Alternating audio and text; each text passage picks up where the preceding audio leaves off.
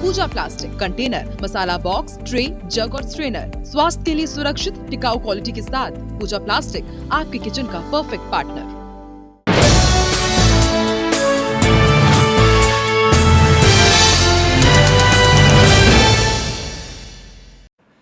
नमस्कार, news roundup में आप सभी का स्वागत है। मैं हूं नवरत्न पारशर और बुलेटिन की शुरुआत करते हैं आज की सबसे बड़ी खबर से, जहां बिहार की प्रचंड जीत के बाद प्रधानमंत्री नरेंद्र मोदी ने पार्टी मुख्यालय से कार्यकर्ताओं को संबोधित किया। बीजेपी कार्यकर्ताओं को जीत के लिए जहां बधाई दी, वहीं विपक्ष पर करारा हमला बोला। कांग्रेस को परजीवी बताते हुए उसे ऐसी पार्टी बताया जो अपने सहयोगी पार्टियों के वोट की बदौलत खुद को जिंदा रखने की कोशिश में जुटी है। प्रधानमंत्री मोदी ने बिहार में मिली प्रचंड जीत को पश्चिम बंगाल में फतह हासिल करने का रास्ता बताते हुए पश्चिम बंगाल में भी जंगल राज के खात्मे का ऐलान किया। इस मौके पर प्रधानमंत्री मोदी ने बिहार के अगले 25 सालों के लिए भविष्य का रोड मैप भी पेश किया है।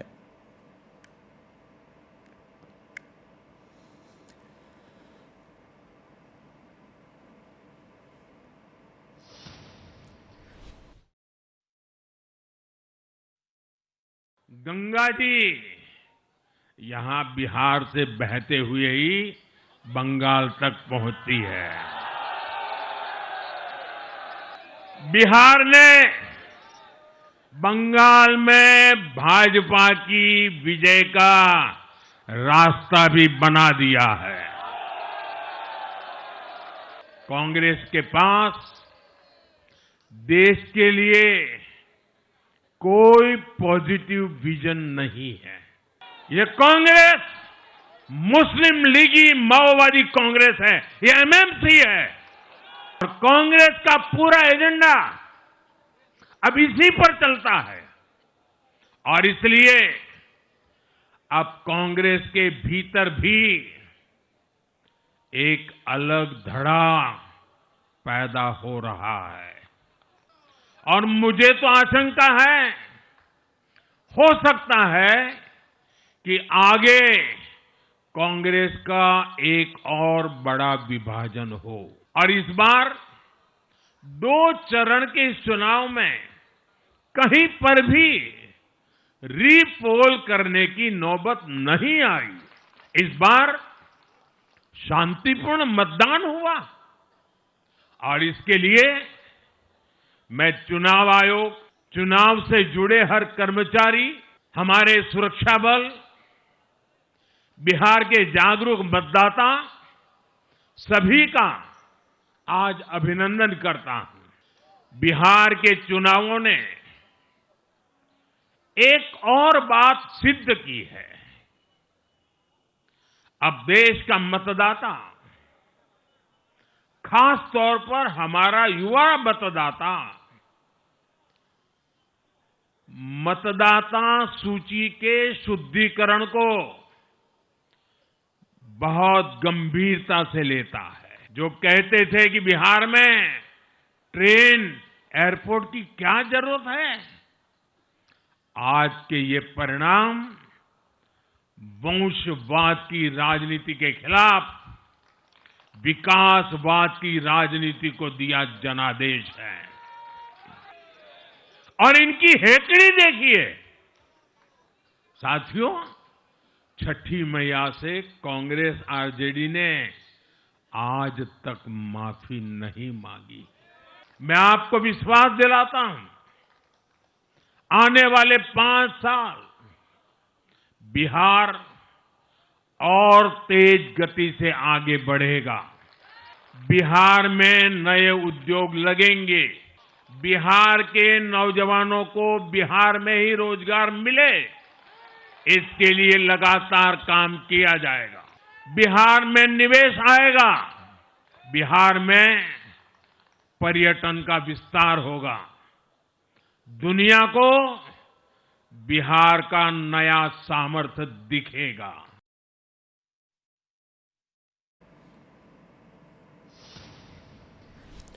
चुनावों में एंटी इनकम्बेंसी का मतलब सत्ताधारी दल के खिलाफ लोगों के आक्रोश की अभिव्यक्ति माना जाता है, लेकिन बिहार के चुनाव नतीजों ने एक नई अवधारणा को जन्म दिया है कि विपक्षी दलों के खिलाफ भी एंटी इनकम्बेंसी की लहर चल सकती है।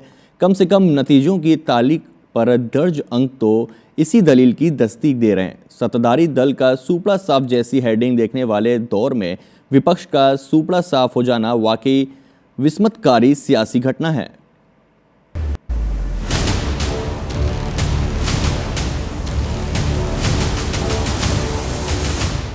जातिगत राजनीति की प्रयोगशाला कहलाने वाले बिहार में जाति की ठेकेदारी करने वाले दल का ऐसे चारों खाने चित हो जाना ये साबित करता है कि चुनावी सफलता की गारंटी कहलाने वाला इलेक्शन फॉर्मूला M+Y = विक्ट्री इस चुनाव में भी काम कर रहा है। बस फर्क ये है कि इस बार इलेक्शन में M और Y के मायने बदल गए। M का मतलब मुस्लिम ना होकर महिला हो गया और Y का मतलब यादव की बजाय युवा बन गया। एनडीए की चमत्कारी जीत के प्रमुख फैक्टर रही महिलाओं के रुख का अंदाजा वोटिंग पोलिंग बूथ के बाहर लंबी कतारों में देखकर ही हो गया था। एनडीए को मिली इफरात सीटें इस बात की गवाही देती हैं कि महिलाओं ने दिल खोल कर वोट किया। एनडीए को छप्पर फाड़ वोट मिलने वाले इस बात के संकेत महिलाओं की वोटिंग प्रतिशत में 12% के इजाफे से हो चुका था। शराबबंदी के खात्मे और जंगल राज की आहट से सहमी महिलाओं ने बड़ी तादाद में घर से निकलकर वोट किया। कट्टा राज की आशंका को अगले 5 साल के लिए दफन करने महिलाओं की भूमिका अहम रही है। भैया जी का गांव है और हम लोग उनकर खुशी में हम लोग सब दीदी होली खेल रहे हैं और माता को मना रहे हैं। पहले ही से सुमर रहे थे कि मुख्यमंत्री कब आगे तो बढ़िए रहे थे, लेकिन हम लोग को लग रहा था कि कब बढ़ेंगे, कब फाइनल हो जाएगा। हम लोग खूब खुशी मना रहे थे। उधर मुख्यमंत्री महिला रोजगार योजना के जरिए मिलने वाली 10,000 की सहायता राशि ने एनडीए गठबंधन के लिए बोनस का काम किया। सीटों के इजाफे के तौर पर अंक तालिका में ये फर्क साफ साफ दिखा। पहले घर में रहते थे भैया ना, बाहर निकलते आप लोगों को भी कहेंगे हम आप पैदा हुए कौन, माता न पैदा कीजिए, माँ न कीजिए, तो सबको इन्हीं को पावर है, इसलिए जरा सबको बढ़ाइए।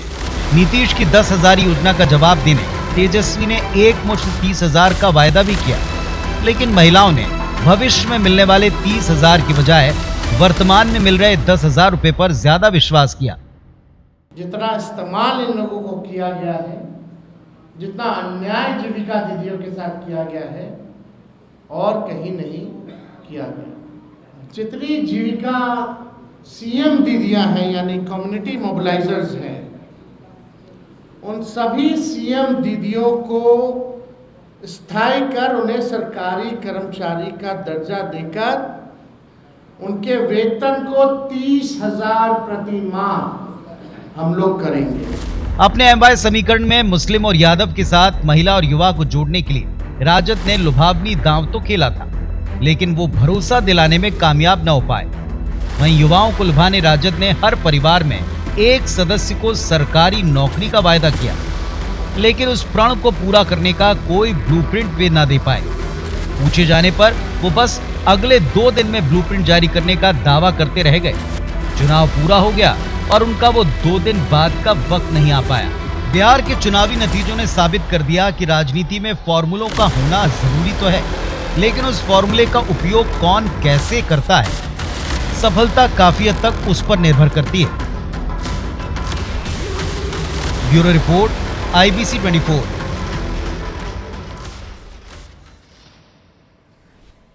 और अब बात बिहार में राष्ट्रीय जनता दल के अब तक सियासी सफलता की गारंटी रहे टेस्टेड फॉर्मूले MY समीकरण में शामिल मुस्लिम और यादव वोट की। रिजल्ट टैली पर दर्ज आंकड़े इस बात की गवाही दे रहे हैं कि राजद का MY फॉर्मूला इस बार बैकफायर कर गया।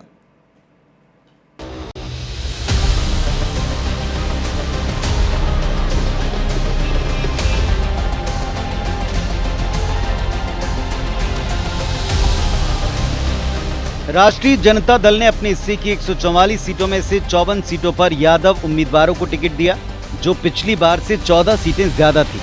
बिहार की आबादी में 14% की हिस्सेदारी रखने वाली यादव जाति को 36% टिकटें देकर राजद ने खुद अपने सियासी स्लोगन "जिसकी जितनी हिस्सेदारी उसकी उतनी भागीदारी" को गलत ठहराया।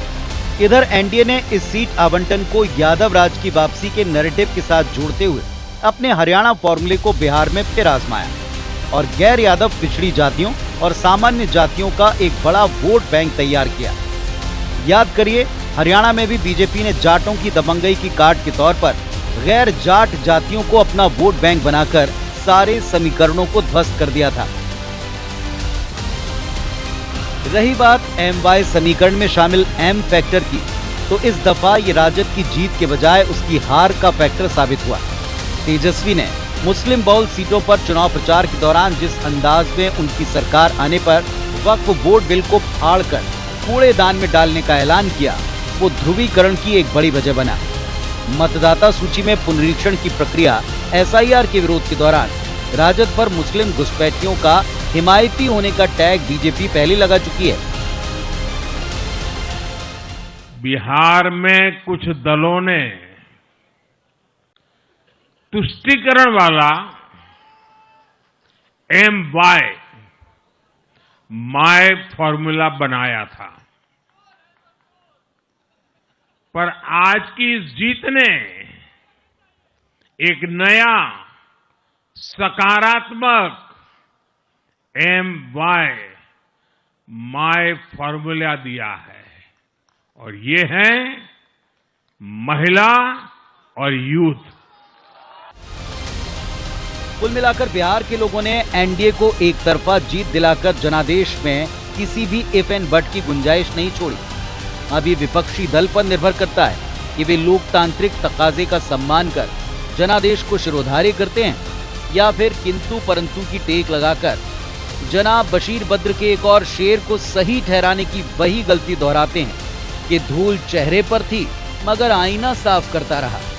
Bureau report, IBC 24।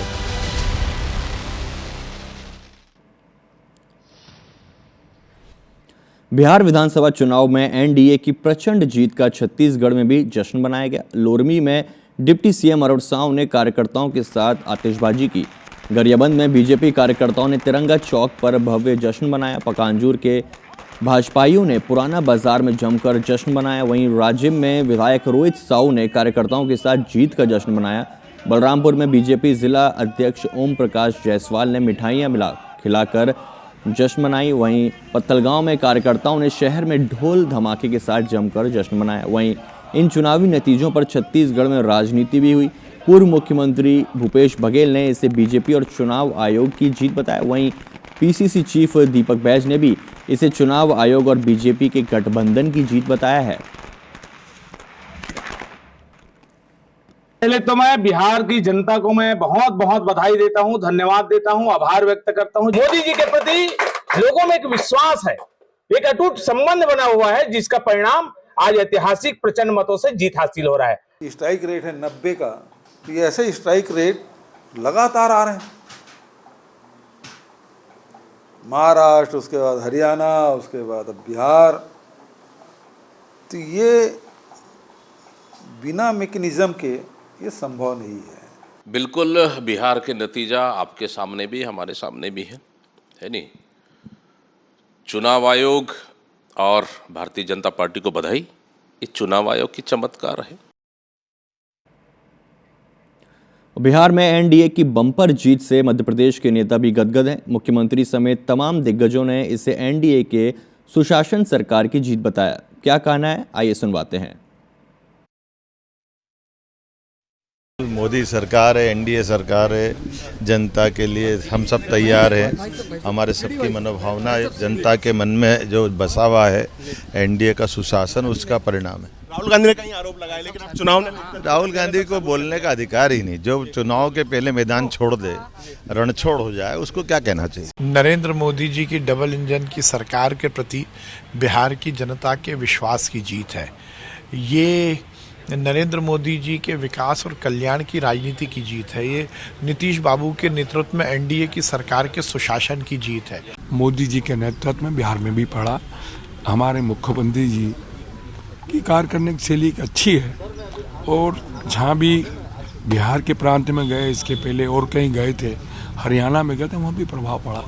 एक अच्छा व्यक्ति जाता है, भाजपा का मुख्यमंत्री जाता है, देश के प्रधानमंत्री जी के नेतृत्व में ये प्रभाव तो पड़ता ही है। समस्त कार्यकर्ता जो एनडीए के जितने प्रत्याशी थे, उन सबको जिताने के लिए लगातार जो भारत माता को आहुति डालने का काम किए हैं, निश्चित ही बहुत बधाई के पात्र हैं। विकास और हर गरीब के जीवन को बदलने का काम, उनके जीवन में खुशी लाने का काम प्रधानमंत्री मोदी की योजनाओं ने किया है। तो नीतीश कुमार जी और मोदी जी के नेतृत्व में जो काम हुआ उसको जनता ने आशीर्वाद दिया है और प्रचंड बहुमत इसलिए आज भारतीय जनता पार्टी एनडीए की सरकार का आ रहा है। आरजेडी और राहुल का सफाया हो गया, बिहार के अंदर 3/4 बहुमत से सरकार बनाने जा रहे हैं। बिहार में एनडीए की ऐतिहासिक जीत के बीच मध्य प्रदेश के ग्वालियर से एक अलग प्रकार का दृश्य सामने आया।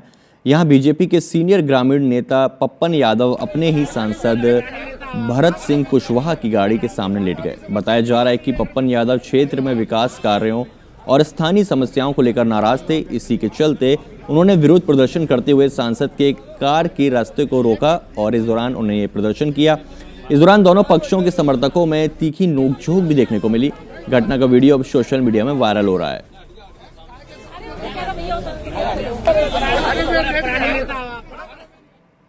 भोपाल से इंदौर होते हुए बड़वानी जाने के दौरान सीएम डॉक्टर मोहन यादव इंदौर में सरप्राइज विजिट की। उन्होंने सीएम ने राजवाड़ा के पास स्थित गोपाल मंदिर का निरीक्षण किया। साथ ही बिहार में एनडीए की जीत को लेकर मनाए जा रहे जश्न में भी सीएम ने शिरकत की।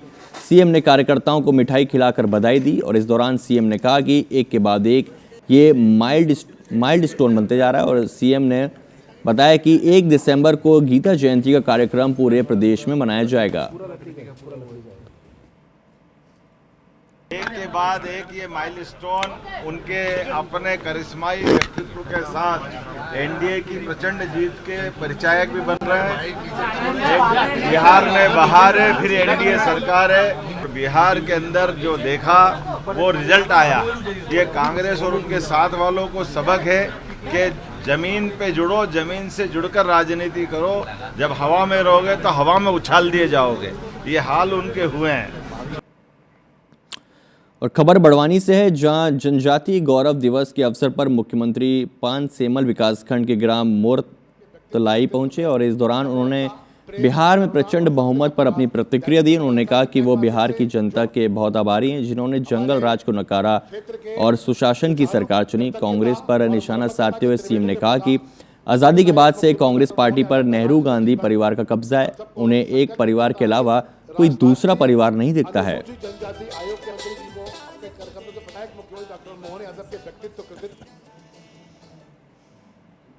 पानसेमल और वरना में 51 गांव में पानी की सिंचाई का लाभ मिलना चाहिए।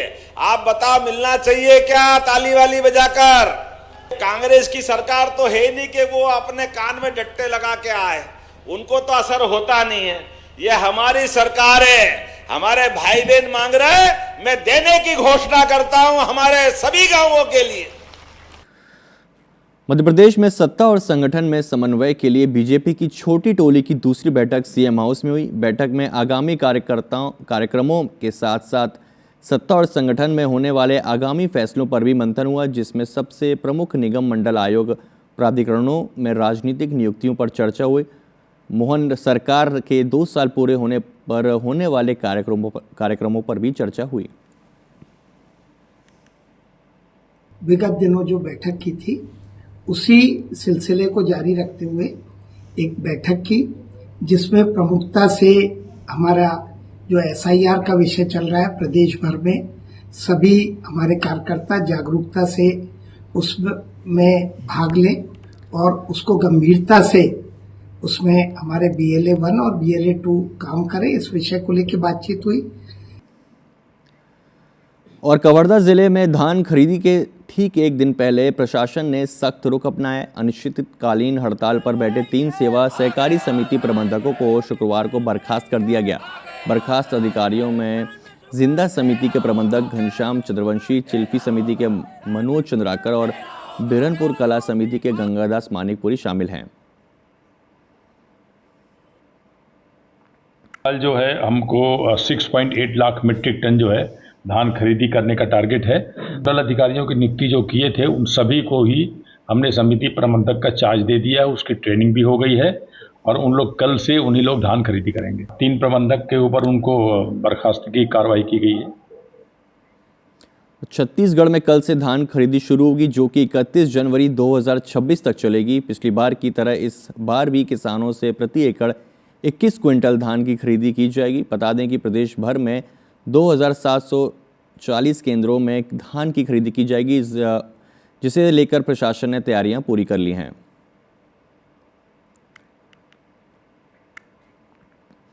छत्तीसगढ़ हाई कोर्ट ने अवमानना के एक मामले में सुनवाई की और कोर्ट ने आईएएस मनोज कुमार और आईएएस किरण कौशल कौर के खिलाफ 5,000 रुपये का जमानती वारंट जारी किया और सोमवार को कोर्ट में उपस्थित होने के लिए कहा। जानकारी के मुताबिक मेडिकल कॉलेज प्रोफेसर और अन्य पदों पर कई सालों से कार्यरत संविदा कर्मचारियों ने याचिका दायर की थी, जिसमें उन्होंने नियमितीकरण की मांग की और हाईकोर्ट की डीबी ने याचिकाकर्ताओं के पक्ष में फैसला लेते हुए नियमित करने के लिए कहा था। सरकार ने ध्यान नहीं दिया और दिसंबर 2024 में हाईकोर्ट में अवमानना याचिका लगाई गई और शुक्रवार को सुनवाई के बाद कोर्ट ने दोनों आईएएस अधिकारियों पर 5,000 रुपये का जमानती वारंट जारी करते हुए सोमवार को हाईकोर्ट में उपस्थित होने के लिए कहा है।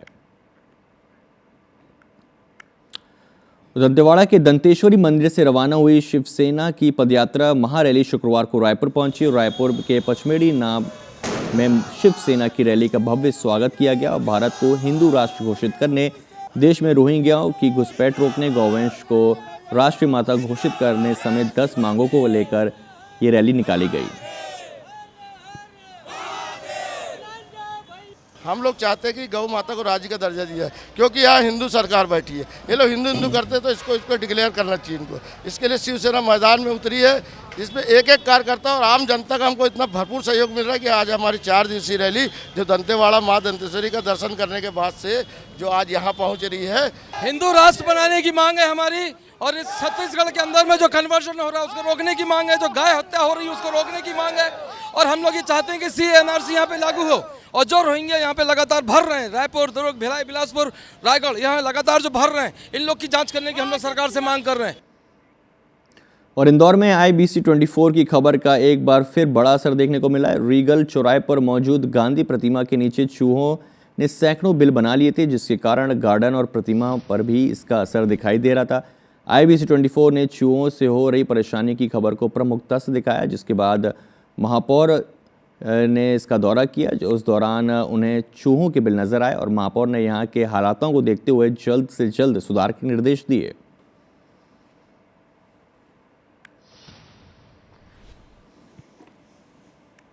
देखिए, ऐसा है कि चूहों के कारण कुछ समस्या है। जो मिट्टी है पोली होके थोड़ी धस रही है, तो हमने GSITS के एक्सपर्ट और अपने नगर निगम के जो एक्सपर्ट हैं उन सब के साथ इसका दौरा किया है। पूरा प्लान बनाने के निर्देश तो हमने दिए ही हैं, लेकिन अगर मेट्रो के काम के कारण कोई अड़चन आई तो इसका टेम्पररी इलाज तुरंत करेंगे। अब आपको दिखाते हैं ऐसी वर्ल्ड क्लास सड़क की तस्वीरें जिसे देखकर आप भी कहेंगे कि भाई वाह क्या बात है, और आप भी जानना चाहेंगे कि आखिर ऐसी हाई क्वालिटी सड़क का निर्माण हो कहाँ रहा है।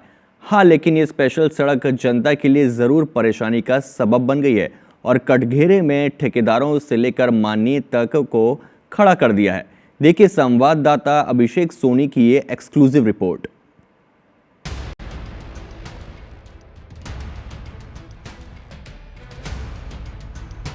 ये है नए जमाने की सड़क, ये है करोड़ों की सड़क, ये है भ्रष्टाचार की सड़क, ये है बदहाली की सड़क। ये तस्वीरें साफ बयां कर रही हैं कि इसका निर्माण कितना घटिया है। लेकिन अभी रुकिए, जरा कारनामा सुनिए। ये रोड पुरानी नहीं है, बल्कि अभी हाल ही में बनाई गई है, चंद हफ्तों पहले।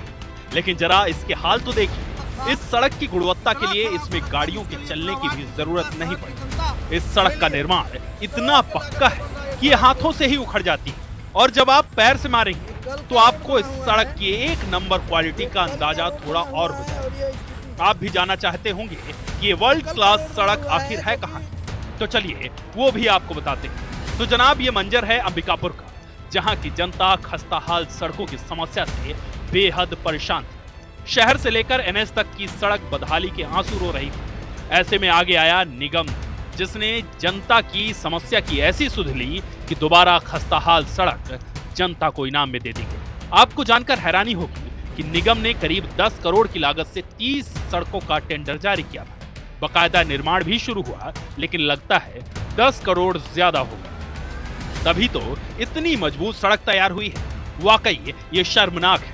जरा ध्यान से देखिए IB-24 के कैमरे में कैद सड़कों की ये बदहाली, सड़कों की ये गिरी हुई क्वालिटी। हद तो ये है कि ये सड़क किसी दूर दराज इलाके की नहीं, बल्कि हाथों से उखड़ती ये सड़क नेहरू वार्ड की है, जो कलेक्टर कार्यालय के ठीक बगल और भाजपा कार्यालय के ठीक सामने से होकर गुजरती है। जब पूर्व कांग्रेसी पार्षद बबन सोनी ने सड़क को हाथों से उखाड़ने का वीडियो सोशल मीडिया में डाला तो हड़कंप मच गया और निगम के सत्ताधारी दल के पार्षद MIC मेंबर जो कि निगम में PWD प्रभारी भी हैं, मनीष सिंह मौके पर पहुंचे और उन्होंने भी IBC-24 के कैमरे में ये बात स्वीकारी कि सड़क घटिया क्वालिटी की बन रही है। महापौर जी को और अपने कलेक्टर साहब को कि इस पे तत्काल कार्रवाई करके पुनः रोड का निर्माण करवाया जाए। संतोषजनक स्थिति नहीं रहने पे चक्का जाम और उग्र आंदोलन भी किया जाएगा। रोड की गुणवत्ता की जांच होगी। शिकायत मिली है, प्रत्यक्ष सामने देखने से समझ में आता है कि रोड वास्तव में खराब बन रही थी, तो उसका भी से बोला गया है तत्काल जांच करके इसके ऊपर उचित कार्रवाई करें। 10 करोड़ की 30 सड़कों के निर्माण का कार्य 3 ठेकेदार कर रहे हैं, जिसकी निगरानी के लिए नगर निगम के इंजीनियर, खुद आयुक्त, महापौर से लेकर स्थानीय विधायक व मंत्री राजेश अग्रवाल निगरानी का दावा कर रहे हैं। इनके निरीक्षण की फोटो भी आ रही है, लेकिन सड़क का ये हाल बताने के लिए काफी है कि निरीक्षण सिर्फ फोटो क्लिक कराने के लिए ही किया गया, तभी तो ऐसी सड़क का निर्माण हुआ है। इतना ही नहीं, IBC-24 के कैमरे पर जिम्मेदार आयुक्त खुद लापरवाह ठेकेदार की पैरवी करते नजर आए। 2 दिन पहले ठेकेदार ने काम चालू किया और रात में कोई बड़ी गाड़ी उस सड़क में चल गई, तो जिसके कारण वो सेट नहीं हुआ था और वो उखड़ गई थी। क्वालिटी पर कोई वो नहीं है, क्वालिटी से ही सारे काम होंगे और क्वालिटी चेक करने के लिए ही सारे इंजीनियर अपने अपने कार्यस्थल पर खड़े हुए हैं। बहरहाल अंबिकापुर की जनता पहले भी छली जा चुकी है। पूर्व निकाय चुनाव में भी जो सड़कों का काम किया गया वो बेहद ही घटिया था। आलम ये था कि तत्काल महापौर के घर जाने वाली सड़क भी 1 हफ्ते में ही उखड़ने लगी और सरकार जरूर बदल गई, मगर ठेकेदारों के रवैये नहीं। तभी तो भाजपा सरकार में भाजपा कार्यालय के सामने की सड़क भी घटिया बन रही है। ऐसे में समझा जा सकता है कि निगम में ठेकेदार कितने बेलगाम हैं या अधिकारियों से इनकी कितनी साठगांठ है। ये मंत्री के निर्देशों का भी मखौल उड़ाने से गुरेज नहीं कर रहे हैं। अभिषेक सोनी, IB-24, सरगुजा। और मंडला जिले के नेशनल हाईवे 30 पर हुए एक भीषण सड़क हादसे ने सबको चौंका दिया। बुधवार की देर रात बबेहा पुल से एक ट्रक अनियंत्रित होकर गहरे नाले में जा गिरा। हादसा इतना गंभीर था कि ट्रक को नाले से बाहर निकालने में करीब 40 घंटे लग गए, लेकिन ड्राइवर और क्लीनर का अभी तक कोई पता नहीं चल सका है। घटना नेशनल हाईवे 30 पर स्थित बबेहा पुल की है और ट्रक करीब 30 फीट गहरे पानी में पूरी तरह डूब गया था। हादसे के 30 से 34 घंटे के बाद शुक्रवार सुबह भोपाल से 2 डीप ड्राइवर सहित 5 विशेषज्ञों की टीम पहुंची, जिसने SDERF टीम के साथ मिलकर बचाव कार्य संभाला। 2 JCB और 3 क्रेन के जरिए करीब 40 घंटे बाद शाम 5 बजे ट्रक को बाहर निकाला जा सका है, लेकिन बचाव अभियान के दौरान हाईवे पर 3 घंटे तक ट्रैफिक जाम लगा रहा। ऐसी केबिन को भी पूरा खंगाला गया, परंतु उसमें किसी प्रकार का कोई व्यक्ति हमें ना ही बॉडी मिली और ना ही कोई व्यक्ति। आसपास भी हम लोगों ने एरिया को भी देखा, परंतु हमें किसी प्रकार की व्यक्ति हमें उसमें मिल नहीं पाया। ना ही क्लीनर मिला है, ना ही हमें ड्राइवर की प्राप्ति। क्या लगभग 38 से 40 घंटे हो गए। यदि कहीं बॉडी ऊपर होती तो फ्लोट होकर कूल कर बॉडी ऊपर आ जाती। और ACB रांची ने शुक्रवार को एक बड़ी कार्रवाई करते हुए वेलकम डिस्टिलरीज प्राइवेट लिमिटेड के निदेशक राजेंद्र जायसवाल को गिरफ्तार किया है। जायसवाल को झारखंड शराब घोटाले में संदिग्ध माना जा रहा है और गिरफ्तारी के लिए झारखंड ACB की टीम शुक्रवार को बिलासपुर पहुंची और स्थानीय पुलिस की सहायता से राजेंद्र जायसवाल को हिरासत में लिया गया।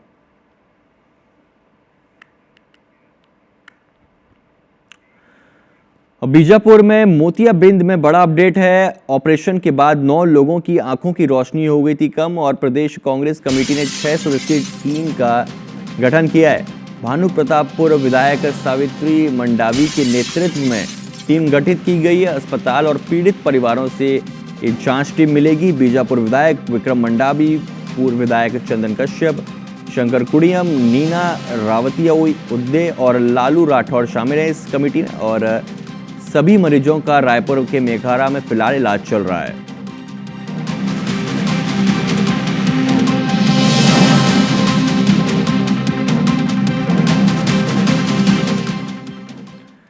और सीधी जिले के कोतर कला गांव में स्कूली बच्चों को पीने के पानी के लिए घर से लाना पड़ता है। यह एक गंभीर समस्या है क्योंकि स्कूल में पीने के पानी की सुविधा उपलब्ध नहीं है। यह स्थिति बच्चों के स्वास्थ्य और शिक्षा पर नकारात्मक प्रभाव डाल सकती है। पीने की पानी की जगह मटका इस्तेमाल होता है, वो भी रहवासियों के पानी देने पर बनता है। छोटे छोटे स्कूली बच्चों ने अपना दर्द बयां किया और बताया कि जब बच्चों को टॉयलेट जाना होता है तो हमारे घर से लोग आकर हमें लेकर जाते हैं। वहीं शिक्षक की बात करें तो कई बार शिक्षा विभाग को शिकायत की, लेकिन नल आज तक ठीक नहीं हुआ। हैंडपंप बहुत दिन से खराब है, कई बार ऊपर लिख कर दिया भी गया है लेकिन कोई सुनवाई नहीं हो रही है। अपने स्तर से भी प्रयास किया गया, पीएचई विभाग में भी जो नंबर हेल्पलाइन दी गई उसमें भी हम लोग बात किए, अधिकारियों से बात कर चुके और आवेदन में लिखित भी दिए और मतलब यहाँ कोई काम नहीं हो रहा है। पीएचई विभाग वाले नहीं कुछ काम कर रहे हैं। अभी मैं तुरंत पीएचई के या ग्राम पंचायत और सचिव जो सीओ साहब होंगे इनको मैं तुरंत निर्देशित करता हूँ। ऐसी कोई व्यवस्था बिगड़ी नहीं होगी, अगर बिगड़ी है तो कल ही वो बन जाएगी। बिलासपुर में रेलवे की जमीन पर कथित चर्च निर्माण को लेकर फिर बवाल शुरू हो गया है। बजरंग दल और विश्व हिंदू परिषद इसके विरोध में खड़े हो गए। हिंदू संगठन ने शुक्रवार को मौके पर पहुंचकर कथित चर्च निर्माण का विरोध जताया और जमकर नारेबाजी भी की। आरोप है कि रेलवे की जमीन पर बिना किसी वैध अनुमति के चर्च का निर्माण शुरू किया गया है और रेलवे की भूमिका भी इसमें संदिग्ध है। बताया जा रहा है कि विवादित निर्माण कार्य का टेंडर रेलवे के ही एक ठेकेदार को दिया गया है। मौके पर पहुंचे बजरंग दल और विश्व हिंदू परिषद के पदाधिकारियों ने निर्माण करवा रहे पक्ष से दस्तावेज मांगे। अवैध चर्च का निर्माण जो हो रहा है इसको तोड़वाया जाए और इसको तोड़ा जाए, नहीं तो हम लोग फिर तोड़ेंगे। फिर शासन प्रशासन उंगली उठाते रही है बजरंगियों पे, उससे बहुत फर्क हम लोगों को पड़ता नहीं है। चूँकि ये अवैध है, इसकी कोई कागज नहीं है, कोई अथेंटिक कहीं से कोई परमिशन नहीं लिया गया है, इसलिए ऐसे चर्च का निर्माण हम लोग नहीं होने देंगे। सभी से निवेदन है कि ये चर्च बनाना औचित नहीं है, तो कृपया करके इसको या तो रोक दीजिए और या तो फिर उग्र आंदोलन के तौर पे हम लोग आकर के इसको ढहाने का कार्य करेंगे। विश्व हिंदू परिषद बजरंग दल सेवा सुरक्षा संस्कार के तौर पे कार्य करता था, करता है और करता रहेगा। खबर सीधी से है, जहां शुक्रवार को पीआईसी की बैठक में जमकर झड़प और तू मैं देखने को मिली। ये झड़प पक्ष और विपक्ष में नहीं बल्कि कांग्रेस के ही उपाध्यक्ष और वरिष्ठ कांग्रेस नेता के बीच हुई। हालत बिगड़ता देख नगर पालिका सीएमओ ने पुलिस बल बुला ली और जब जाकर मामला शांत हुआ। सिटी कोतवाली में आवेदन देखकर दोनों पक्षों ने एक दूसरे पर कई गंभीर आरोप लगाए। वहीं थाना प्रभारी ने दोनों पक्षों समेत अध्यक्ष का आवेदन देखकर अब जांच शुरू कर ली है। आउटसोर्स की जो भर्ती हुई है उसमें पूरा भ्रष्टाचार हुआ है। उसमें बहुत सारा पैसा और बहुत सारे ऐसे कर्मचारी हैं उसमें जो हमारे नगर पालिका क्षेत्र में काम नहीं करते हैं, उनका भी पेमेंट भुगतान यहाँ से होता है। और इसी मुद्दे को लेकर आज चर्चा हो रही थी, उसी मुद्दे को लेकर आज यहाँ पर हंगामा हुआ। जो आउटसोर्स की भर्ती है, ये जो ड्राइवर है तो सबके निजी लोगों के यहाँ क्यों है इतने लोग? बस इसी में बस मारपीट गाली गलौज यही सब शुरू हो गया। को लेकर जो बिंदु उसमें नहीं भी थे उनको लेकर व्यक्तिगत मामलों में कुछ ऐसी बातें हुई जिसके कारण आपस में झगड़ा हो गया, काफ़ी झगड़ा हो गया और जिसके कारण अभी मीटिंग स्थगित कर दी गई। लोगों का नाम लिखा हुआ था, उसमें हम सभी पार्षद मिलके पूछ रहे थे कि भाई ये लोग कहाँ काम करते हैं। उसी तारतम्य में आनंद सिंह ने हमारे साथ अभद्रता की, मारपीट किया, गाली। जिसकी सूचना हमको मिली थी तो हम मौके पे पहुंचे थे। मौके पे बहुत ज़्यादा विवाद ऐसा नहीं हुआ था। हालांकि दोनों पक्षों ने पुलिस थाने में आवेदन दिया है और उनकी जांच की जा रही है। कोरबा में उपभोक्ता आयोग ने एक बीमा दावा को खारिज करने के मामले में बड़ा फैसला सुनाया। आयोग ने बीमा कंपनी को 16,50,000 रुपये भुगतान करने का आदेश दिया है। आयोग ने कंपनी को ये राशि पीड़ित को जल्द अदा करने के निर्देश दिए हैं। दरअसल मामला 3 फरवरी 2022 का है, जब कोरबा के एनटीपीसी साड़ा कॉलोनी जमनी पाली निवासी जयेश रोहन बेन की एक सड़क हादसे में मौत हो गई थी। मृतक की bike United India insurance company limited में बीमा पॉलिसी के तहत कवर थी। ये पॉलिसी 7 अक्टूबर 2021 से 6 सितंबर 2022 तक वैध थी। मृतक के पिता को इस पॉलिसी में नॉमिनी के रूप में दर्ज किया गया था।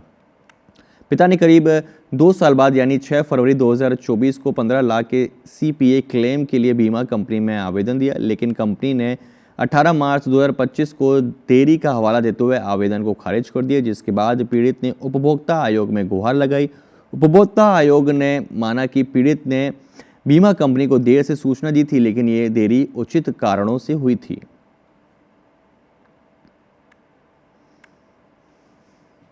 ये केस 17 अप्रैल 2025 को पेश किया गया था और 31 अप्रैल 2025 को इसमें जजमेंट पारित हुआ है। टोटल राशि 15 लाख रुपए थी। 15 लाख के एवज में 10,000 रुपये मानसिक हरासमेंट, 10,000 रुपये अधिवक्ता शुल्क वादे के साथ ऑर्डर किया गया है। अगर पैसा जमा नहीं करते हैं तो 9% के साथ उनको अदा करना पड़ेगा।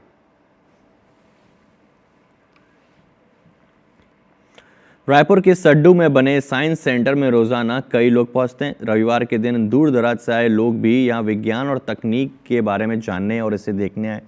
सेंटर में लगी दर्जनों मशीनों में अंडर मेंटेनेंस का लेबल चिपका हुआ है। कई मशीनें बंद पड़ी हैं। मशीनें बंद होने के कारण दूर दराज से आए दर्शकों को टिकट लेने के बाद भी मौजूद उपकरणों के बारे में पूरी जानकारी नहीं मिल पा रही। यहाँ 20% से ज़्यादा ज़मीनें मेंटेनेंस नहीं होने की वजह से ख़राब हो चुकी हैं। कई ऐसी मशीनें हैं जो गर्मी के दिनों से ख़राब हैं, लेकिन अब तक सुधारी नहीं गई। प्रबंधन का कहना है कि मशीन के पार्ट्स बाहर से मंगाए जाते हैं, जिसके चलते इन्हें जल्द ठीक करा पाना संभव नहीं है। मशीन ऑपरेट करते हैं, फिर वो ख़राब हो जाती है, फिर बनाते हैं, फिर बनता है, चलता रहता है। कुछ चीज़ें जैसे यहाँ लोकल मार्केट में नहीं मिलता हमको, तो हमको NCSM के थ्रू कोलकाता से मंगाना रहता है। उसमें महीना भर लग जाता है। परचेसिंग मतलब पेपर वर्क भी रहता है। एक्सप्लोर किए जितना प्रॉपर था। कई मशीनें मतलब ऐसे चल नहीं रही थी, कुछ वर्किंग पे थी, वो इंटरेस्टिंग भी थी कि ऐसे फिजिक्स देखने को मिल रहा था, साइंस देखने को मिल रहा था कैसे क्या वर्क करती। बट मोस्टली ऐसे जैसे 3D रूम था वो बंद था। वो हमारी डिले थी कि वो टाइमिंग के हिसाब से चलता। छत्तीसगढ़ का जो कल्चर नीचे दिखाया गया था, जो छत्तीसगढ़ में चीज़ें पाई जाती है, पत्थर वगैरह, वो सारी चीज़ें अच्छी लगी। लेकिन वही मशीन की बात करें तो थोड़ा सा मेंटेनेंस यहाँ नीड है। मतलब यहाँ पर मेंटेनेंस के नाम पे कुछ भी नहीं होता। न यहाँ के कोई अधिकारी लोग, न यहाँ के सक्रियता कोई नहीं दिखाता, जागरूकता कोई नहीं दिखाता। स्कूल की बसें आती हैं बार बार स्टेट से। देख लीजिए अभी बरसात बीती हुई है तो गार्डन यहाँ का हरा भरा रहना चाहिए। गार्डनिंग जो बना के रखी गई है, जो इस हिसाब से गार्डनिंग होनी चाहिए, वो तक यहाँ पर ठीक से नहीं है। बिहार में NDA की ऐतिहासिक जीत पर मध्य प्रदेश भाजपा में जश्न का माहौल है। हम आपको 8 तस्वीरें दिखा रहे हैं। ये तस्वीरें राजधानी भोपाल, रीवा, धार, विदिशा, खरगोन, छिंदवाड़ा, गुना और शिवपुरी की हैं। भोपाल में बड़ी संख्या में नेता और कार्यकर्ताओं ने जमकर आतिशबाजी की और मिठाइयां बांटी। रीवा में डिप्टी CM राजेंद्र शुक्ल ने की मौजूदगी में जश्न मनाया गया। धार में केंद्रीय राज्य मंत्री सावित्री ठाकुर के नेतृत्व में जिला भाजपा कार्यालय में कार्यकर्ताओं ने जमकर आतिशबाजी की और एक दूसरे को मिठाई खिलाकर जीत की बधाई दी। विदिशा में BJP विधायक मुकेश टंडन ने माधवगंज चौराहे पर कार्यकर्ताओं के साथ मिलकर जीत का जश्न मनाया और खरगोन के जिला भाजपा कार्यालय में BJP विधायक बालकृष्ण पाटीदार की अगुवाई में निमाड़ की प्रसिद्ध गुड़ की जलेबी बांटी गई। वहीं छिंदवाड़ा के जिला भाजपा कार्यालय में आतिशबाजी की गई। केंद्रीय मंत्री ज्योतिरादित्य सिंधिया ने एक्स पर पोस्ट कर बधाई दी और शिवपुरी के माधव चौक पर कार्यकर्ताओं ने जमकर आतिशबाजी की और मिठाइयां बांटी। प्रदेश के पदाधिकारी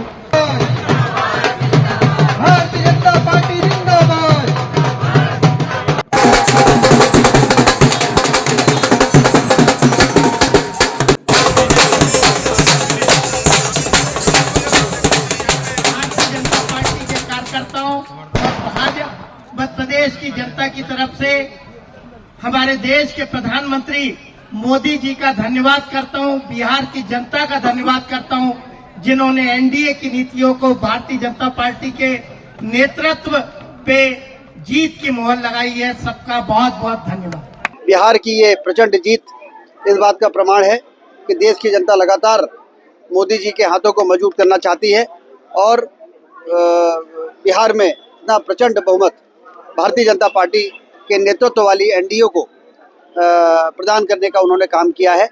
अब विकास की गाड़ी और तेजी से दौड़ेगी। NDA के नेतृत्व में चुनाव लड़ा है बिहार का और माननीय प्रधानमंत्री जी की जो नीति है, जो उनके विकास है, महिलाओं ने खास तौर पे महिला सशक्तिकरण पे महिलाओं ने बहुत सपोर्ट किया है। बिहार में जनता ने जो आशीर्वाद भारतीय जनता पार्टी और एनडीए को दिया है उसके लिए धन्यवाद भी ज्ञापित कर रहे हैं। प्रधानमंत्री माननीय नरेंद्र मोदी जी, बिहार के मुख्यमंत्री माननीय नीतीश कुमार जी, इस जोड़ी के नेतृत्व में ये ऐतिहासिक जीत भारतीय जनता पार्टी और एनडीए ने जो हासिल की है, इसलिए सबको बहुत बहुत बधाई। और ये जीत जनता के विश्वास की जीत है। सबका विकास सबका विश्वास, इस विश्वास के ऊपर बिहार की जनता ने इतना बड़ा बहुमत दिया, तो मैं हमारे सभी मध्य प्रदेश के सभी नेताओं को भी मैं बहुत बहुत बधाई देना चाहती हूँ। और हम दुनिया में सबसे आगे होंगे, आज हिंदुस्तान ने भी तय कर लिया है और हमारे प्रधानमंत्री उसी रास्ते पर चल रहे हैं, जनता भी उनके साथ हो गई। मैं बहुत बहुत बधाई शुभकामनाएं देता हूं और बिहार की जीत के लिए सभी को धन्यवाद देता हूं। मंदसौर पुलिस ने फिरौती के लिए रची गई एक फेक किडनैपिंग प्लान को महज 24 घंटे में एक्सपोज कर दिया। पुलिस ने कथित तौर पर किडनैप हुए हर्षल जैन को सुरक्षित बरामद करते हुए 2 आरोपियों को गिरफ्तार किया, जबकि 2 आरोपी अब भी फरार हैं। दरअसल 13 नवंबर को शामगढ़ निवासी कमल जैन को फ़ोन पर उनके 22 वर्षीय बेटे हर्षल जैन के अपहरण की सूचना दी गई और कॉल करने वालों ने 50 लाख रुपए की फिरौती मांगी और शिकायत पर थाना शामगढ़ में मामला दर्ज किया गया और 7 विशेष टीमों का गठन कर जांच शुरू की गई। पुलिस ने कोटा सहित राजस्थान के अलग अलग इलाकों में खोजबीन शुरू की और जांच के दौरान मोबाइल लोकेशन और सीसीटीवी फुटेज में चौंकाने वाला खुलासा हुआ और अपहरण पूरी तरह झूठी निकली। हर्षल जैन ने अपने दोस्तों के साथ मिलकर ये ड्रामा रचा था और हर्षल कोटा में कूलर की जाली बनाने की फैक्ट्री चला रहा था और अपने दोस्त गणपत सिंह के साथ वहीं रहता था। हर्षल अपने दोस्तों के साथ मिलकर परिवार से 50 लाख रुपए लेकर आपस में बांटने की योजना बनाई थी।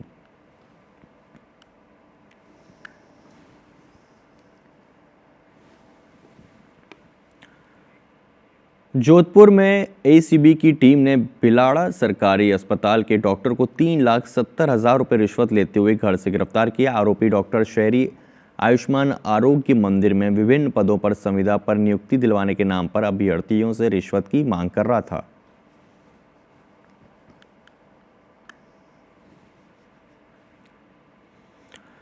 और पेंड्रा मरवाई में इंसान और वन्यजीव संघर्ष का एक दुखद और चौंकाने वाला मामला सामने आया, जिसने सिस्टम की लापरवाही पर गंभीर सवाल खड़े कर दिए हैं।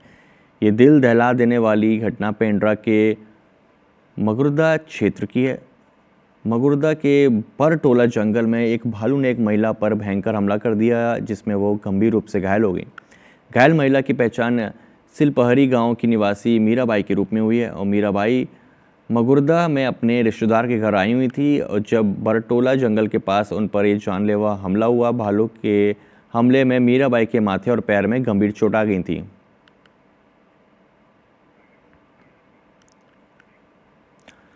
कोरबा में हाथी के हमला से हुई एक युवक की मौत हुई है और युवक फसल की रखवाली के लिए जा रहा था, तभी आमावाड़ी के पास गजराज अचानक आ गया और हमला कर दिया। युवक की मौके पर ही मौत हो गई।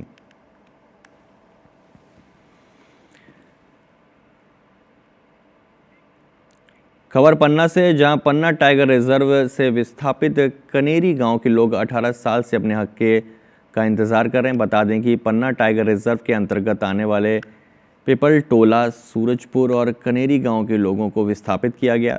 2 गांव के लोगों को तो विस्थापित होकर ज़मीन और मुआवजा मिल गया, लेकिन कनेरी गांव के 57 परिवार ऐसे हैं जो 18 साल से ज़मीन के लिए इंतज़ार कर रहे हैं। बच्चे वयस्क हो गए और जो नौजवान थे वो बुढ़ापे की दहलीज पर आ गए, लेकिन ना तो सही मुआवजा मिला और ना ही विस्थापित लोगों को रहने के लिए ज़मीन। ऐसे में इन परिवारों के बच्चों की शादी भी नहीं हो रही। लगातार गुहार लगाने के बाद भी इनकी कोई सुनने वाला नहीं है। 57 परिवार के लोग 2 दिन से पन्ना टाइगर रिजर्व के ऑफिस के बाहर अपना बोरिया बिस्तर लेकर पड़े हुए हैं। हम कई बार यहाँ पर आए, जे बोले हाँ मिल जाएगी, आपको मिल जाएगी, हम दूसरी जगह मिल जाएगी। कई साल ठीक है मिल जाएगी तो मिलेगी, कम से कम 18 साल हो गए हमको यहाँ पे आते आते, कोई सुनाई नहीं। हमारे पास कुछ है नहीं, हम यहीं मरेंगे, यहीं खाएंगे, यहीं रहेंगे जब तक हमारी जमीन नहीं मिलेगी। जमीन जे झाड़वा रहा है वहीं हमें ले चले, ये हमसे घास कोड़वाएं या पेड़ कटवाएं या कुछ भी करवाएं, पेड़ लगवाएं, हमें मजदूरी दें, वहीं राखें, वहीं जमीन झाड़े, नहीं हम कहीं नहीं जाना है। उस ज़मीन के डाइवर्जन के लिए उसको डी नोटिफाई करने के लिए जो प्रपोज़ल है वो हमने परिवेश पोर्टल के माध्यम से जुलाई में हमने डीएफओ छतरपुर की तरफ भेज दिया है। जैसे ही भारत सरकार की स्वीकृति आएगी तो P700 की उस 140 हेक्टेयर की ज़मीन में इन कनेरी के ग्रामवासियों को वहाँ पे बसाया जाएगा। बीजापुर जिले के नेशनल पार्क क्षेत्र में हुई बड़ी मुठभेड़ में मारे गए 6 नक्सलियों में मद्देड़ एरिया कमेटी के इंचार्ज DVCM बुचन्ना का नाम प्रमुख रूप से शामिल है और घटनास्थल से पुलिस ने बुचन्ना के कई अहम दस्तावेज बरामद किए हैं। पुलिस अधीक्षक ने बताया कि जब्त दस्तावेजों से उसके अर्बन नेटवर्क से गहरे संबंधों और क्षेत्र के कई लोगों से आर्थिक और सप्लाई जुड़ाव की जानकारी मिली है। पुलिस का कहना है कि इन दस्तावेजों के आधार पर जल्द बड़े खुलासे संभव हैं। फिर उगाही का काम, पैसे उगाही का काम हो, इसी के द्वारा किया जा रहा था, जिससे इस क्षेत्र में काफ़ी अब इसका असर पड़ेगा और इसमें काफ़ी इन्वेस्टिगेशन भी चल रहा है, उसमें दस्तावेज भी हमें मिले हैं। पेंड्रा गोरेला मरवाही इलाके में कड़ाके की ठंड ने जनजीवन को प्रभावित कर दिया है। पेंड्रा में न्यूनतम तापमान 8 डिग्री सेल्सियस तक गिर गया है, जबकि अमरकंटक में तापमान 60 डिग्री के आसपास दर्ज किया गया है। लोग ठंड से बचने के लिए अलाव का सहारा ले रहे हैं। शीतलहर की वजह से ठंडी हवाओं ने पूरे क्षेत्र में ठिठुरन बढ़ा दी है, लेकिन स्थानीय प्रशासन की ओर से सार्वजनिक स्थानों पर अलाव की व्यवस्था नहीं की गई और मौसम विभाग की चेतावनी के अनुसार आने वाले दिनों में ठंड और बढ़ने की संभावना है।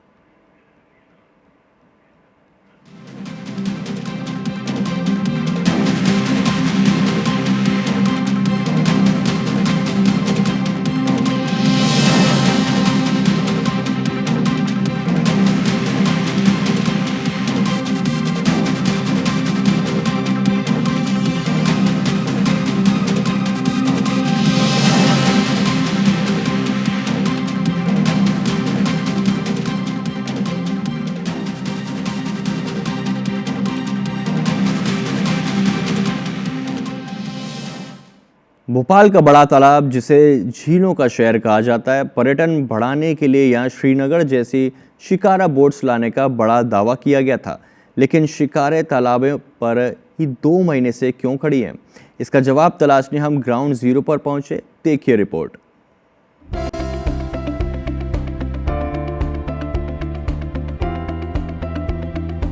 गुलाबी ठंड ने दस्तक दे दी है और ऐसे में जो पर्यटन है और भी ज़्यादा गुलजार हो जाता है, तो हमने सोचा क्यों ना राजधानी भोपाल के पर्यटन पर एक बार नज़र डालते हैं। और मुझे याद आया कि कुछ समय पहले सीएम डॉक्टर मोहन यादव ने भरे मन से कहा था कि राजधानी भोपाल का जो लेक व्यू है, बड़ा तालाब है, उसे डल झील जैसा विकसित किया जाएगा और शिकारा बोट्स जो है वो चलाई जाएंगी, ताकि पर्यटन जो है और भी ज़्यादा आकर्षित हो और जो यहाँ का टूरिज़्म हो प्रमोट हो। टूरिज़्म डिपार्टमेंट द्वारा भी ये बात कही गई थी, तो हमने कहा क्यों ना शिकारा बोट में चलकर देखा जाए कि किस तरीके का नज़ारा है। और जब हम यहाँ पर पहुँचे तो फिलहाल आप देख सकते हैं कि जो शिकारा बोट्स हैं वो रस्सियों से अभी भी बंधी हुई हैं। जो तस्वीरें हैं इनसे साफ है कि ये जो शिकारा बोट्स हैं ये महीनों से धूल खा रही हैं और फिलहाल शिकारा बोट्स की जो शुरुआत है वो बोट क्लब में नहीं हुई है। लोगों में भी काफ़ी ज़्यादा उत्साह देखने को मिला था कि हाँ, एक अलग किस्म की जो बोट है, शिकारा बोट है, डल झील जैसा फील जो है, मिनी डल झील जैसा फील जो है हम वो बोट क्लब में ले सकेंगे। लेकिन आप देख सकते हैं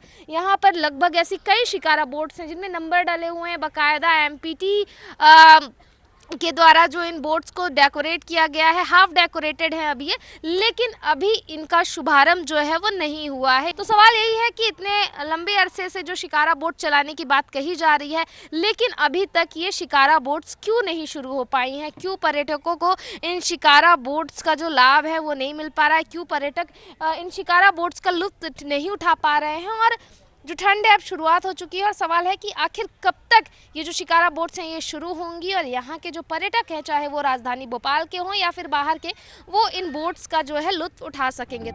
श्रीनगर जैसी शिकारा बोट्स, ये शिकारा बोट्स पिछले 2 महीनों से लेक व्यू पर जस की तस खड़ी हैं। 2 महीनों से ये शिकारा पानी छू भी नहीं पाए, सिर्फ शोपीस बनकर लेक व्यू पर खड़े हैं। संबंधित विभाग के अधिकारियों का कहना है कि शिकारा चलाने के लिए हमें शांत मौसम चाहिए। तेज हवाओं में ये बोट सुरक्षित नहीं होती। अब जब मौसम स्थिर है तो इनकी रिपेयरिंग का काम चल रहा है और बहुत जल्द मुख्यमंत्री डॉक्टर मोहन यादव के हाथों इनका शुभारंभ किया जाएगा। इस बार हुआ क्या कि मानसून काफ़ी डिले हो गया। वातावरण आप देखेंगे तो जो मानसून पहले ख़त्म हो जाता सितंबर में, वो पूरा अक्टूबर तक चला। 2 महीने पहले आ गए थे, तो उनको दोबारा मेंटेन करके और हम अपने तरीके से तैयार हैं। हमने माननीय मुख्यमंत्री जी से प्रार्थना की है कि थोड़ा सा समय देंगे, तो उनके कर कमलों से हम इसकी शुरुआत करना चाहते हैं। भोपाल के बड़े तालाब में शिकारा चलाने का सपना अभी अधूरा है। दावे किए गए शिकारा पानी में जल्द उतरेंगे, हालांकि इसकी तारीख तय नहीं हुई। शहर के लोग इंतजार में हैं कि शिकारा पानी में उतरे ताकि उन्हें कश्मीर की फील भोपाल में भी मिल सके। भोपाल से IBC 24 के लिए साक्षी त्रिपाठी की रिपोर्ट।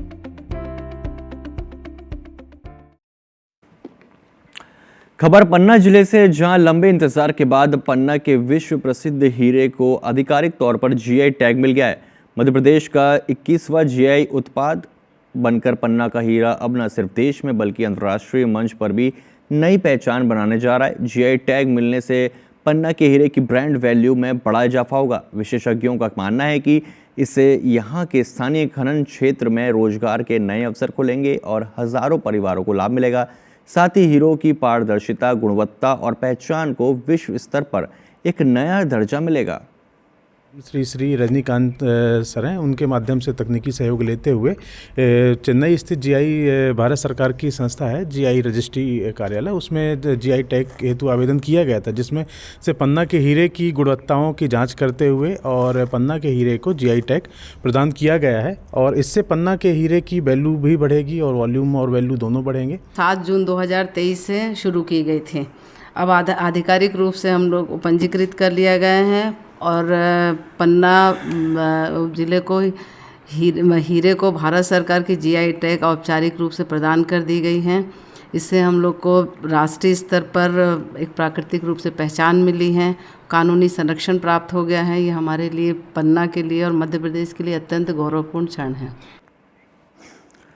उमरिया के बांधवगढ़ में पर्यटन को नई दिशा देने वाली हेलीकॉप्टर जंगल सफारी सेवा का शुभारंभ हो गया है। क्षेत्रीय विधायक मीना सिंह ने हरी झंडी दिखाकर इस बहुप्रतीक्षित हवाई सेवा को शुरू किया। अब पर्यटक हेलीकॉप्टर के माध्यम से बांधवगढ़ के साथ साथ अन्य कई स्थानों के रोचक सफर का आनंद ले सकेंगे। इस सुविधा से पर्यटक कम समय में 1 से अधिक स्थलों की सैर कर सकेंगे, जिससे स्थानीय पर्यटन को बड़ी बढ़त मिलने की संभावना जताई जा रही है। पर्यटन विभाग के द्वारा आज यहाँ पर एयर टैक्सी का शुभारंभ हुआ है गुरवाही ताला हेलीपैड से। जहाँ भी टूरिज्म स्थान है, चाहे हमारे मैहर हो, कान्हा नेशनल पार्क और अमरकंटक का, जबलपुर का, जो आसपास के जो भी टूरिज्म स्थान है और आसपास जहाँ भी जाने का इनको परमिट मिला होगा, वहाँ पर लोग बराबर आ जा सकेंगे। कोई पर्यटन जैसे टूरिज्म आता है, लोग यहाँ विजिट करते हैं, जबलपुर, बांधवगढ़, कान्हा, मैहर, ये हमारा सेक्टर जो कि गवर्नमेंट हमें दिया है माननीय मोहन यादव जी ने, और ये हमारा सेक्टर स्टार्ट हो गया है। तो कम से कम किराए में कोई टूरिज्म आता है, टूरिस्ट आता है, विजिट करना चाहता है, घूमना चाहता है, टहलना चाहता है, तो उसके लिए हमारी ये योजना स्टार्ट हुई, जो कि हमारा डेली शेड्यूल होगा। और खबर भोपाल से, जहां बीजेपी प्रदेश अध्यक्ष हेमंत खंडेलवाल ने कार्य विभाजन किया है। संभाग प्रभारी घोषित किए गए। बेहतर समन्वय के लिए 13 संभागों के प्रभारी घोषित किए गए हैं। प्रदेश पदाधिकारियों सहित वरिष्ठ नेताओं को 13 संभागों की जिम्मेदारी दी गई है। प्रदेश महामंत्री लता वानखेड़े को उज्जैन संभाग का प्रभार दिया गया है। प्रदेश महामंत्री सुमेर सिंह सोलंकी को छिंदवाड़ा का प्रभार दिया गया है। प्रदेश महामंत्री राहुल कोठारी को जबलपुर संभाग का प्रभार, वहीं गौरव रणबीवे को सागर संभाग का प्रभार है। प्रदेश उपाध्यक्ष निशांत खरे को ग्वालियर संभाग का प्रभार दिया गया है। अभय यादव को चंबल संभाग की जिम्मेदारी दी गई है और विजय दुबे को रीवा संभाग का प्रभारी बनाया गया है। इधर गौरव सिरोठिया को शहडोल संभाग का प्रभार दिया गया है। वहीं प्रदेश उपाध्यक्ष कांति देव सिंह को नर्मदापुरम संभाग का प्रभार दिया गया है। तेज बहादुर सिंह को भोपाल की जिम्मेदारी दी गई है और प्रदेश उपाध्यक्ष रणवीर सिंह रावत को इंदौर संभाग का प्रभारी बनाया गया है। प्रदेश उपाध्यक्ष सुरेंद्र शर्मा को निवाड़ी जिले का प्रभार दिया गया है। इधर सुरेश आर्य को मंदसौर का प्रभारी बनाया गया है।